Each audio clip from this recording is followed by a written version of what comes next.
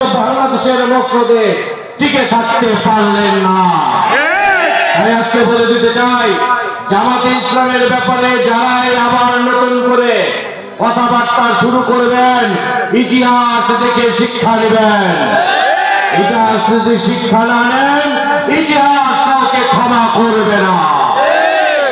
নবনীতা চৌধুরী ৭১ টিভির সাংবাদিক সেদিন কোর্টে এসে বলতেছেন, আমার বাচ্চা আছে 2 জন ঘরের ভিতরে, আমার স্বামী তিনিও জেলখানায়, আমিও জেলখানায়, আমি আমার স্বাভাবিক জীবন ফিরে পেতে চাই, আমি আমার সন্তানদের সাথে থাকতে চাই, আমাকে জামিন দিন।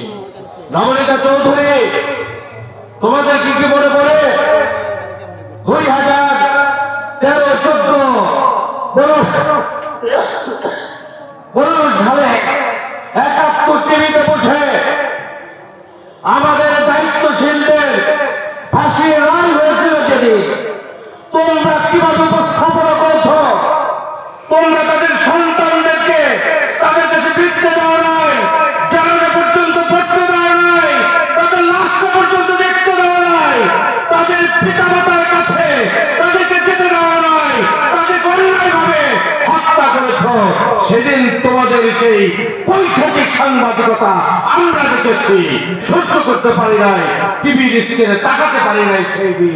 সেদিন আমাদের কেমন লেগেছে, আর ওই সন্তানদের কেমন লেগেছে, হৃদয় দিয়ে কোনোদিন উপলব্ধি করেছ? সাইদি সাহেব মারা যাওয়ার সেই সময়ে তোমাদের টকশো আমরা দেখি নাই? আমরা কি দেখিনি সেদিন? সাইদি সাহেবের ছেলেরা পর্যন্ত, বাপের চালারা পর্যন্ত দেখার জন্য হাসপাতালে গিয়ে অসুস্থ হয়ে যখন বেড়েছিলেন, তার ছেলেকে পর্যন্ত ঢুকতে দেওয়া হয়নি। আর তিনি মারা যাওয়ার পরে তার জানাজা আমরা যেখানে পড়তে গিয়েছি, তোমাদের পেটুয়া পুলিশ বাহিনী দিয়ে আমাদেরকে অ্যারেস্ট করিয়েছ, জানাজা পর্যন্ত পড়তে দেয়নি।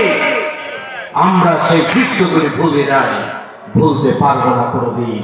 তাই বলতে চাই, তোমাদের তো হাত করাও করানো হয় না, আমাদের নেতাদেরকে তো হাত করানো শুধু ডান্ডা বেরিয়ে পড়িয়েছে, পাকা হয়ে হুইল চেয়ারে বসে আমাদের নেতা আদালতে হাজিরা দিতে গিয়েছে। এখন তো তোমাদেরকে আমরা মেহমান করে নিই। কাজেই এই সকল ইতিহাস আমরা ভুলে যাইনি, ভুলে যাব না আগামী দিনে। তাই বলতে চাই, বেলকুচিবাসী, আবার যদি সেই ফ্যাসিস্ট ফিরে আসে, এদেশে ইসলাম থাকবে না, মানবতা থাকবে না, সুখ থাকবে না, শান্তি থাকবে না।